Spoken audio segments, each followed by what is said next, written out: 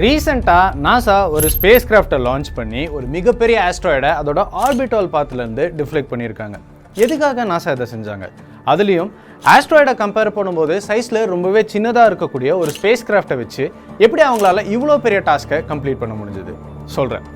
இதை தான் பூமின்னு வச்சுக்கலாம். இதுதான் பூமியை தாக்க வர அந்த ஆஸ்ட்ராய்டு. இந்த ஆஸ்ட்ராய்டு பூமியை தாக்குச்சுன்னா அது பூமிக்கு ஒரு மிகப்பெரிய பாதிப்பை ஏற்படுத்தும். இப்போது இந்த ஆஸ்ட்ராய்டு இந்த பூமியை தாக்கக்கூடாது அப்படின்னா ஒன்னோட பாதையிலிருந்து இன்னொன்று விலகணும். ஆனால் பூமியோட பாதையை நம்மளால் மாற்ற முடியாது. ஆனால் ஆஸ்ட்ராய்டுக்கு ஒரு எக்ஸ்டர்னல் ஃபோர்ஸ் கொடுத்து நம்ம அதோட பாதையை மாற்றினா அது பூமியில் மோதாமல் இருக்கிறதுக்கு வாய்ப்பு இருக்குது. ஆனால் ஒரு ஆஸ்ட்ராய்டோட மாஸ் பார்த்தீங்கன்னா பல லட்சம் டன் இருக்கும். ஸோ இவ்வளோ மாஸ் இருக்கிற ஒரு ஆப்ஜெக்டோட டைரக்ஷனை சேஞ்ச் பண்ணுறது அவ்வளோ ஈஸி இல்லை. இந்த பிரச்சனையை சால்வ் பண்ணுறதுக்கு நாசா ஒரு சயின்ஸை யூஸ் பண்ணுறாங்க. அது என்ன அப்படிங்கிறத ஒரு எக்ஸ்பெரிமெண்ட் மூலமாக பார்க்கலாம்.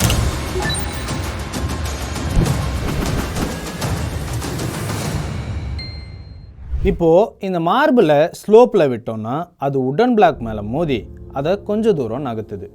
இப்போது அதை விட பெரிய மார்பிளை ஸ்லோப்பில் விட்டோம்னா அது அந்த உடன் பிளாக்கை கீழே தள்ளி விட்டுருது. இது ஏன்னா எல்லா மூவிங் ஆப்ஜெக்ட்ஸ்க்கும் மொமெண்டம்னு ஒன்று இருக்கும். இந்த மொமெண்டம் ஒரு பொருளோட மாஸ் அண்ட் வெலாசிட்டி ரெண்டையும் பேஸ் பண்ணியிருக்கும். இந்த முதல் மார்பிளுக்கு ஒரு மாஸும் வெலாசிட்டியும் இருக்கும். அதனால் அதுக்கு ஒரு மொமெண்டம் இருக்கும். அதே போல் ரெண்டாவது மார்பிளுக்கும் மொமெண்டம் இருக்கும். ஆனால் ரெண்டாவது மார்பிளுக்கு மாஸ் அதிகமாக இருக்கிறதுனால மொமெண்டம் அதிகமாக இருக்கும். இப்போது இந்த ரெண்டும் கொலைட் ஆச்சுன்னா என்ன நடக்குதுன்னு பார்க்கலாம். நீங்களே கவனிச்சிருப்பீங்க, பெரிய மார்பிள் சின்ன மார்பிளோட டைரக்ஷனை சேஞ்ச் பண்ணுது. ஏன்னா சின்ன மார்பிளை விட பெரிய மார்பிளுக்கு மொமெண்டம் அதிகம்.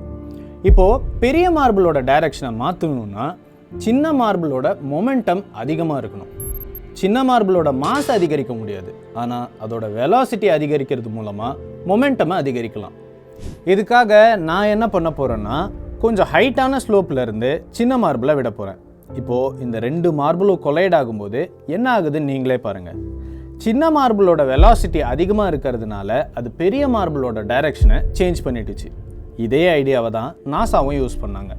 நாசா அதிக மாஸில் ஒரு ஸ்பேஸ் கிராஃப்டை உருவாக்கி அதை விண்வெளிக்கு அனுப்பி அதை விண்கல்ல மோத வைக்கிறது பாசிபிள் இல்லை அப்படிங்கிறத தெரிஞ்சுக்கிட்டு கம்மியான மாஸில் ஒரு ஸ்பேஸ் கிராஃப்டை உருவாக்கி அதோட வெலாசிட்டி அதிகப்படுத்தி அதை விண்கல்ல மோத வைக்கிறதுக்கு பிளான் பண்ணாங்க. இது எந்த அளவுக்கு பாசிபிள் அப்படிங்கிறத தெரிஞ்சுக்கிறதுக்காக நவம்பர் 24, 2021 ஃபால்கன் 9 அப்படிங்கிற ராக்கெட்டை அனுப்புகிறாங்க. இதுதான் நாசாவோட ஃபர்ஸ்ட் ஸ்பேஸ் டிஃபென்ஸ் மிஷன். இந்த மிஷனோட பேர் டார்ட், அதாவது டபுள் ஆஸ்ட்ராய்டு ரீடைரக்ஷன் டெஸ்ட்.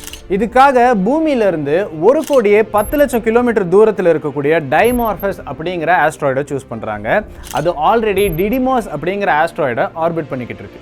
எதுக்காக டைமார்ஃபஸை சூஸ் பண்ணுறாங்க அப்படின்னு பார்த்தீங்கன்னா, ஒருவேளை இந்த ஸ்பேஸ் கிராஃப்ட் அந்த டைமார்ஃபஸோட பாதையை மாற்றினாலும் அது அப்பவும் டிடிமாஸ் ஆஸ்ட்ராய்டோட ஈர்ப்பு விசைக்குள்ளே தான் இருக்குது அப்படிங்கிறதுனால தான். இந்த டைமார்ஃபஸ் விண்கல்லோட டயாமீட்டர் பார்த்தீங்கன்னா கிட்டத்தட்ட 163 மீட்டர். ஆனால் நம்ம ஸ்பேஸ் கிராஃப்டோட லென்த்து பார்த்தீங்கன்னா வெறும் 19 மீட்டர். என்னதான் ஸ்பேஸ் கிராஃப்டோட மாஸ் கம்மியாக இருந்தாலும் அதோட வெலாசிட்டி ரொம்ப அதிகமாக இருக்கிறதுனால இந்த ஸ்பேஸ் கிராஃப்ட் கெயின் பண்ணுற மொமெண்டத்தை வச்சு அந்த ஆஸ்ட்ராய்டோட ஆர்பிட்டால் பாத்தை சேஞ்ச் பண்ண முடியும் அப்படின்னு நாசா நம்பினாங்க. இந்த இம்பேக்ட்னால அந்த டைமார்ஃபஸ் விண்கல்லோட orbiting velocity, orbiting period and both இதெல்லாம் சேஞ்ச் ஆகும் அப்படின்னு எக்ஸ்பெக்ட் பண்ணாங்க. எஸ்பெஷலி ஆர்பிட்டிங் பீரியட் 11 hours 55 minutesலேருந்து 11 hours 45 minutes குறையும் அப்படின்னு எதிர்பார்த்தாங்க. சயின்டிஸ்ட் நினைச்ச மாதிரியே 26/9/2022 அந்த ஸ்பேஸ் கிராஃப்ட் டைரக்டா அந்த விண்கல்ல மோதி ஒரு பெரிய பள்ளத்தை ஏற்படுத்துச்சு. இப்படி அதிவேகத்தில் ஒரு ஸ்பேஸ் கிராஃப்ட் டைரக்டா ஒரு விண்கல்ல மோதுற இந்த டெக்னிக்கை தான் கைனடிக் இம்பாக்டர் அப்படின்னு சொல்லுவாங்க. இம்பாக்ட் ஆகுற வரைக்கும் ஸ்பேஸ் கிராஃப்ட்ல பொருத்தி இருந்த டிராக்கோ கேமரா கேப்சர் பண்ண கிளிப்பிங்ஸ் தான் இது. பட் இம்பாக்ட் ஆனதும் ஸ்பேஸ் கிராஃப்ட் கம்ப்ளீட்டாக டிஸ்ட்ராய் ஆகிடும். இதையும் கேப்சர் பண்ணுறதுக்கு ஸ்பேஸ் கிராஃப்ட் கூடவே இட்டாலியன் கியூப் சேட்டான லிசியா கியூப் சேட்டலைட்டை அனுப்பிச்சாங்க. இம்பாக்டுக்கு 15 நாள் முன்னாடியே ஸ்பேஸ் கிராஃப்ட்லேருந்து சேட்டலைட் ஸ்பிளிட் ஆகி டைமார்ஃபஸ் சர்ஃபேஸில் ஸ்பேஸ் கிராஃப்ட் மோதினதை படம் பிடிச்சது. இது கேப்சர் பண்ணுற இமேஜஸ்லேருந்து கிடைக்கிற தகவல்களை யூஸ் பண்ணி வருங்காலத்தில் ஆஸ்ட்ராய்டு பூமிக்கு ஆபத்தை ஏற்படுத்துறதுக்கு முன்னாடியே அதோட திசையை மாற்றுற அறிவியல் நம்மக்கிட்ட இருக்கும். இது மட்டும் இல்லாமல் நாசாவோட ஹபிள் ஸ்பேஸ் டெலிஸ்கோப்பும் ஜேம்ஸ் வெப் டெலிஸ்கோப்பும் முறையாக ஒரே செலஸ்டியல் டார்கெட்டை படம் பிடிச்சிருக்கு. அதில் கிடச்சிருக்கிற இன்ஃபர்மேஷனை வச்சு நாசா எக்ஸ்பெக்ட் பண்ணதை விட எக்ஸ்ட்ராவாக 22 நிமிஷம் டைமார்ஃபஸோட ஆர்பிட்டிங் பீரியட் குறைஞ்சிருக்கு. அதாவது 11 hours 55 minutesலேருந்து 11 hours 23 minutesஸாக டிக்ரீஸ் ஆயிருக்கு. European space agency DART mission ஏற்படுத்தின இம்பேக்டை பற்றி தெரிஞ்சுக்கிறதுக்காக ஹெரா அப்படிங்கிற ஸ்பேஸ் கிராஃப்டை 2024 லான்ச் பண்ண போகிறாங்க. இது மூலமாக தான் நாசாவோட ஸ்பேஸ் கிராஃப்ட் அந்த டைமார்ஃபஸ் விண்கல்லோட சர்ஃபேஸில் எந்த அளவுக்கு மொமெண்டமை ட்ரான்ஸ்ஃபர் பண்ணியிருக்கு அப்படிங்கிறத துல்லியமாக தெரிஞ்சுக்க முடியும். என்னதான் நாசா முதல் படியாக விண்கல் மேலே ஸ்பேஸ் கிராஃப்டை மோதினாலும் அதிலிருந்து கிடைக்கிற தகவலை வச்சு தான் வருங்காலத்தில் விண்கல்லோட திசையை மாற்றி பூமியை அழிவிலிருந்து பாதுகாக்க முடியுமா அப்படிங்கிறத தெரிஞ்சுக்க முடியும். Chitti's Big Bang is back.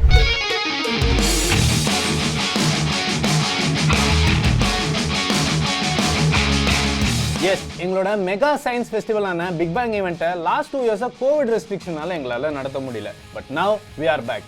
இந்த தடவை இன்னும் பயங்கரமான சயின்ஸ் எக்ஸ்பெரிமெண்ட்ஸ் அண்ட் டெமான்ஸ்ட்ரேஷன்ஸோட நாங்கள் உங்களை சந்திக்க நேரில் வரோம்.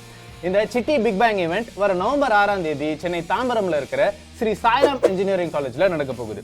இந்த ஈவெண்ட்டை நீங்கள் கம்ஃபர்டபுளாக அட்டென்ட் பண்ணணும் அப்படிங்கிறதுக்காகவே தாம்பரம்ல இருந்து நாங்கள் ஃப்ரீ பஸ் சர்வீசஸும் ப்ரொவைட் பண்ணுறோம் அண்ட் ஃப்ரீ லஞ்சும் ப்ரொவைட் பண்ணுறோம். இது வரைக்கும் 1000 rupeesக்கு கண்டக்ட் பண்ணிட்டு இருந்த இந்த பிக் பேங் ஈவெண்ட்டை லான்ச் ஆஃபரா நாங்கள் வெறும் 199 rupeesக்கு கண்டக்ட் பண்ணுறோம். ஸோ உங்கள் வீட்டில் ஃபர்ஸ்ட் ஸ்டாண்டர்ட்லேருந்து 8th standard வரைக்கும் படிக்கிற குழந்தைங்க இருக்காங்க அப்படின்னா மறக்காம கீழே டிஸ்கிரிப்ஷனில் இருக்கிற லிங்கை கிளிக் பண்ணி உடனே ரெஜிஸ்டர் பண்ணுங்க. அண்ட் இன்னொரு முக்கியமான விஷயம், இது ஒரு ஆஃப்லைன் ஈவெண்ட் அப்படிங்கிறதுனால நாங்கள் லிமிட்டடான டிக்கெட்ஸ் மட்டும் தான் வச்சிருக்கோம். ஸோ சீக்கிரமே ரெஜிஸ்டர் பண்ணுங்க. ஈவெண்ட்ல சந்திக்கலாம். பை.